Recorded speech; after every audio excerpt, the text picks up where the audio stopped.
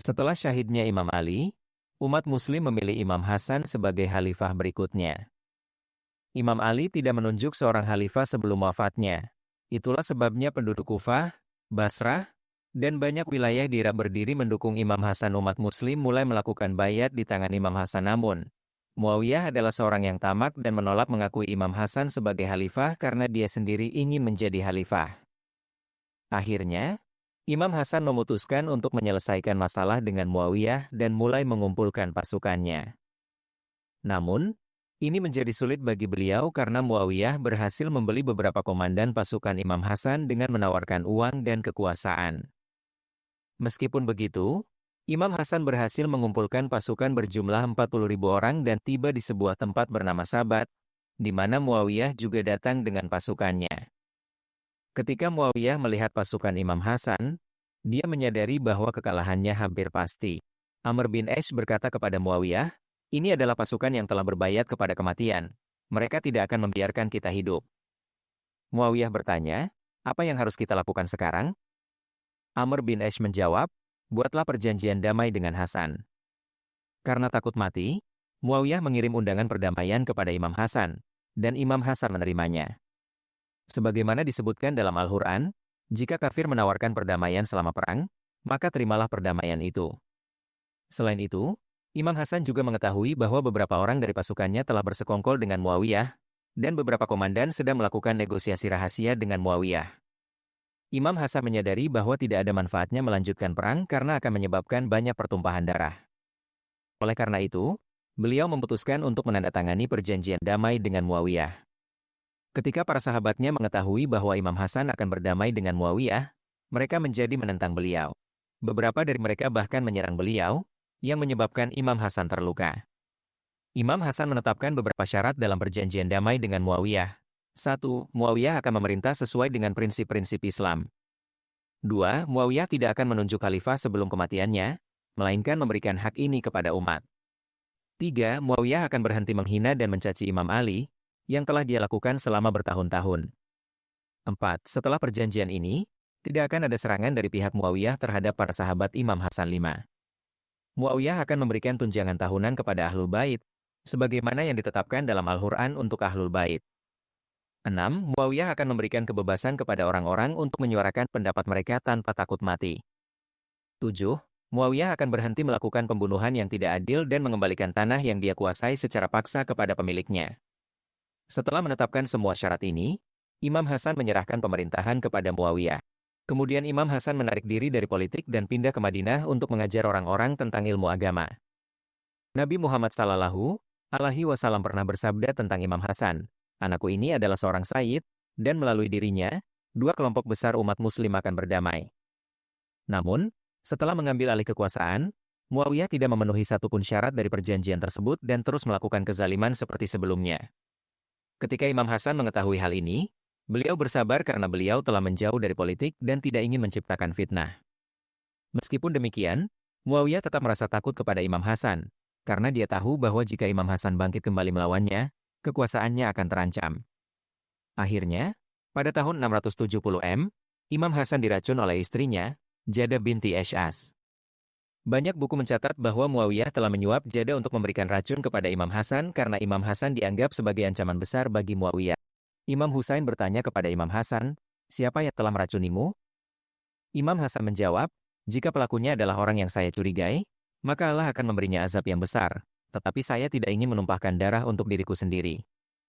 Ketika waktu pemakaman Imam Hasan tiba setelah syahidnya, Marwan, yang merupakan gubernur Muawiyah, memerintahkan anak buahnya untuk menembakkan panah ke arah jenazah Imam Hasan dan tidak mengizinkan beliau untuk dimakamkan di samping Nabi Muhammad SAW. Meskipun itu adalah keinginan Imam Hasan untuk dimakamkan di sana. Marwan bahkan melarang Imam Husain untuk mensyalatkan jenazah Imam Hasan, dan akhirnya beliau dimakamkan di Janatul Baqi. Part 2. Setelah Imam Hasan syahid, datanglah sahabat Hazrat Miqdad bin Ma'di Karib menemui Muawiyah. Ketika Muawiyah memberitahu tentang syahadah Imam Hasan, Hazrat Miqdad berkata, "Inna lillahi wa inna ilaihi raji'un." Lalu Muawiyah bertanya, "Miqdad, apakah kamu menganggap syahadah Hasan sebagai musibah?"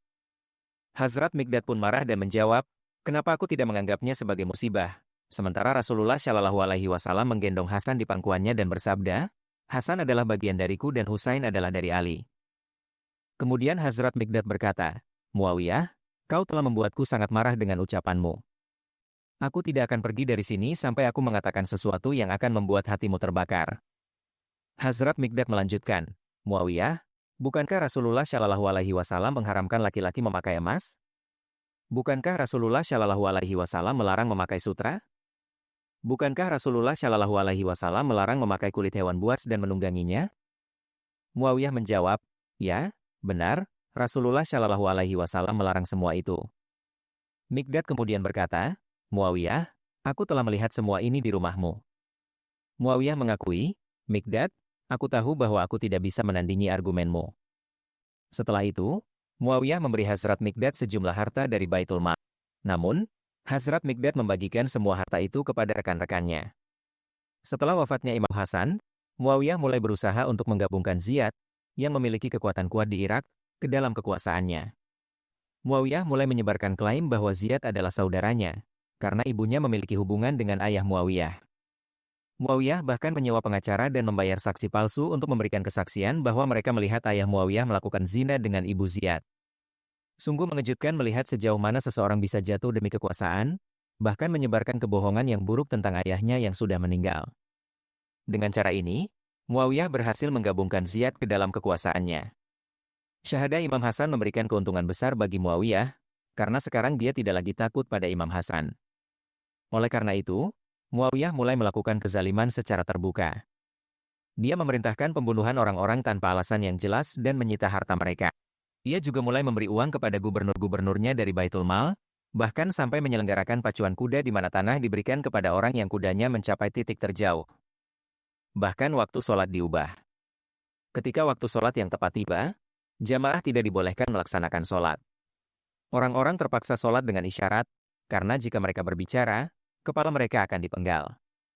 Seorang sahabat, Hazrat Hujr bin Adi, yang merupakan pecinta Imam Ali, melihat kezaliman ini dan mulai melakukan protes, ihtijaj, bersama para sahabatnya melawan Muawiyah. Akibatnya, Muawiyah menjatuhkan hukuman mati kepada mereka. Mereka dibawa ke tempat yang sepi dan kuburan mereka digali di sana. Hazrat Hujr bin Adi diberi pilihan untuk mencela Imam Ali agar nyawanya selamat, namun beliau berkata, aku telah mencintai Ali sepanjang hidupku. Rasulullah Shallallahu Alaihi Wasallam bersabda, barang siapa mencintai aku, hendaklah dia mencintai Ali. Setelah itu, Hazrat Hujr bin Adi syahid. Di zaman Muawiyah, Imam Ali dilaknat dari mimbar-mimbar, dan siapapun yang mendukung Imam Ali dibunuh. Suatu hari, seorang laki-laki menunggang kuda di pasar sambil mencaci maki Imam Ali saat itu, sahabat Hazrat Sa'ad bin Abi Waqqas melintas. Ketika dia melihat hal itu, dia berdiri di depan orang itu dan bertanya, atas dasar apa kamu mencela Ali? Bukankah Ali adalah orang pertama yang beriman kepada Rasulullah Shallallahu Alaihi Wasallam? Bukankah Ali adalah orang pertama yang sholat bersama Rasulullah Shallallahu Alaihi Wasallam? Bukankah Ali yang membawa bendera dalam setiap perang Rasulullah Shallallahu Alaihi Wasallam? Bukankah Ali adalah menantu Rasulullah Shallallahu Alaihi Wasallam yang darinya keturunan Rasulullah dilanjutkan? Bukankah Ali adalah orang yang paling berilmu dan paling zuhud di dunia ini? Hazrat Sa'ad bin Abi Waqqas terus menjelaskan keutamaan Imam Ali, dan kemudian dia berdoa kepada Allah, Ya Allah, orang ini sedang mengucapkan kata-kata buruk tentang wali MU. Tunjukkanlah keajaiban MU agar orang-orang tahu apa akibat dari menghina wali MU. Saat itu, keajaiban Allah pun terjadi, dan orang yang mencaci Imam Ali itu jatuh dari kudanya. Dia terjatuh ke batu dan meninggal di tempat. Suatu kali, Muawiyah bertanya kepada Hazrat Sa'ad bin Abi Waqqas, kenapa kamu tidak melaknat Ali? Hazrat Sa'ad bin Abi Waqqas era menjawab, saya tidak akan pernah melaknat Ali. Saya sendiri mendengar langsung dari Nabi Shallallahu Alaihi Wasallam bahwa Ali memiliki hubungan denganku seperti hubungan Musa dengan Harun. Dan pada peristiwa Khaibar, Nabi Shallallahu Alaihi Wasallam berkata, besok aku akan memberikan bendera ini kepada seseorang yang mencintai Allah dan Rasul-Nya, dan Allah serta Rasul-Nya mencintainya. Kami semua semalam merenung, siapakah yang akan diberi kehormatan itu? Keesokan harinya, Nabi Shallallahu Alaihi Wasallam memberikan bendera itu kepada Ali. Demikian juga ketika ayat Mubahalah diturunkan, Nabi Shallallahu Alaihi Wasallam membawa Ali bersamanya. Jika salah satu dari keutamaan ini saya dapatkan, itu lebih baik bagi saya daripada unta merah. Mendengar ini, Muawiyah marah. Hazrat Sa'ad bin Abi Waqqas sering berkata, Jika mereka meletakkan gergaji di atas kepala saya dan memerintahkan saya untuk melaknat Ali, saya tidak akan melaknat Ali. Meskipun demikian, Muawiyah tetap memerintahkan agar Imam Ali dilaknat dari mimbar-mimbar. Ketika istri Nabi Shallallahu Alaihi Wasallam, Hazrat Ummu Salma mengetahui bahwa Imam Ali dihina dari mimbar, dia berkata kepada para zalim itu, "Kalian mencaci Nabi Shallallahu Alaihi Wasallam di mimbar." Mereka menjawab, "Kami tidak melakukannya." Hazrat Ummu Salma pun berkata, "Kalian mengatakan, laknat atas Ali dan orang-orang yang mencintainya. Padahal Nabi Shallallahu Alaihi Wasallam adalah orang yang paling mencintai Ali."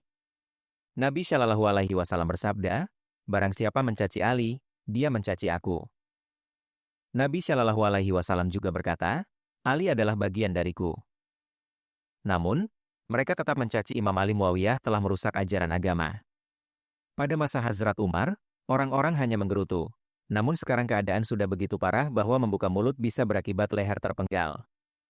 Hazrat Abu Hurairah, yang merupakan sahabat Nabi Shallallahu Alaihi Wasallam, berkata, "Nabi Shallallahu Alaihi Wasallam memberikan saya 2 jenis ilmu. Yang satu telah saya sampaikan, dan yang satu lagi jika saya sampaikan, mereka akan memenggal leher saya." Ini berarti Nabi Shallallahu Alaihi Wasallam telah memberitahunya tentang para zalim ini. Pada masa Hazrat Umar, ketika Kaisar Romawi datang ke Madinah, dia bertanya kepada orang-orang, "Siapakah raja kalian?" Orang-orang menjawab, "Kami tidak memiliki raja." Kaisar terkejut dan bertanya lagi, "Siapakah pemimpin kalian?" Mereka menunjukkan arah ke rumah Hazrat Umar. Ketika Kaisar bertemu dengan Hazrat Umar, dia melihat Hazrat Umar tidur di tanah dengan tubuhnya basah oleh keringat. Melihat ini, Kaisar berkata, "Inilah orang-orang yang kami takutkan." Pada masa itu, keadaan umat muslim seperti ini. Namun pada zaman Muawiyah, para gubernur hidup dalam kemewahan. Muawiyah, yang sebelum Islam adalah anak dari keluarga terkaya di Arab, menghabiskan seluruh hidupnya dalam kemewahan. Bagaimana dia bisa menganggap Imam Ali sebagai khalifah? Sementara Ali adalah orang yang memakan roti kering dan mengenakan pakaian lusuh. Muawiyah membenci Imam Ali karena Imam Ali telah membunuh kerabat-kerabatnya dalam peperangan saat mereka masih memusuhi Islam. Mereka adalah orang-orang yang tamak dunia, dan karena itu mereka tetap memusuhi Islam sepanjang hidup mereka. Ketika Fathu Makkah terjadi, mereka tidak punya pilihan lain selain memeluk Islam. Oleh karena itu, mereka memeluk Islam, namun setelah itu mereka mulai merusak Islam. Ketika Hazrat Sa'ad bin Abi Waqqas menaklukkan Persia setelah Perang Qadisiyah, dia pergi ke istana Raja Persia, Rustam. Orang-orang mengira bahwa seorang raja akan memasuki istana dengan pakaian mewah dan kuda yang indah, karena itulah yang biasa dilakukan oleh raja-raja Persia. Namun, mereka terkejut ketika melihat Hazrat Sa'ad bin Abi Waqqas memasuki istana dengan pakaian lama dan menunggangi keledai. Melihat ini, Raja Rustam pun terkejut. Hazrat Sa'ad bin Abi Waqqas memasuki istana dan memberikan khutbah, "Kami takut kepada Allah dan selain itu tidak ada seorang pun yang kami takutkan." Inilah keadaan umat muslim, dan kini kondisi semakin memburuk. Semua ini sudah diberitahukan oleh Nabi Shallallahu Alaihi Wasallam sebelumnya. Nabi Shallallahu Alaihi Wasallam bersabda, 30 tahun setelah kematianku, akan terjadi pemerintahan yang penuh dengan pemimpin yang zalim, dan itulah yang terjadi. Imam Ali selalu mengingatkan umat, "Bantulah aku, jika tidak, Muawiyah akan menyebarkan kezaliman." Oleh karena itu, Hazrat Huzaifah bin Yaman, yang diberitahukan beberapa rahasia oleh Nabi Shallallahu Alaihi Wasallam, sebelum wafatnya berwasiat kepada putranya, pada zaman fitnah, "Bantulah Ali." Namun, orang-orang tidak mendukung Imam Ali, dan akibatnya, Allah menghukum umat muslim dengan memimpin mereka oleh penguasa zalim. Ketika seorang sahabat Imam Ali, Rabi bin Ziyad, melihat kezaliman pemerintahan Muawiyah, ia tidak bisa menahan diri. Ia berdoa kepada Allah, "Ya Allah, aku tidak ingin hidup lagi di dunia ini. Berikanlah kematian kepadaku." Beberapa hari sebelum wafatnya, Nabi Shallallahu Alaihi Wasallam terbangun dari tidurnya setelah melihat sebuah mimpi dan berkata, "Aku melihat monyet-monyet dari Bani Umayyah di atas mimbarku." Setelah melihat mimpi itu, Nabi Shallallahu Alaihi Wasallam tidak pernah tersenyum lagi hingga wafat. Imam Husain juga bertahan selama 20 tahun dengan tindakan Muawiyah yang hina ini. Bagi Imam Husain, 20 tahun itu seolah-olah seperti kiamat, tetapi beliau tetap diam karena Imam Hasan telah membuat perjanjian dengan Muawiyah. Imam Husain menulis surat kepada Muawiyah, "Kamu telah merusak ajaran agama, dan aku takut jika aku tidak melakukan sesuatu. Bagaimana aku akan menghadapi Allah?"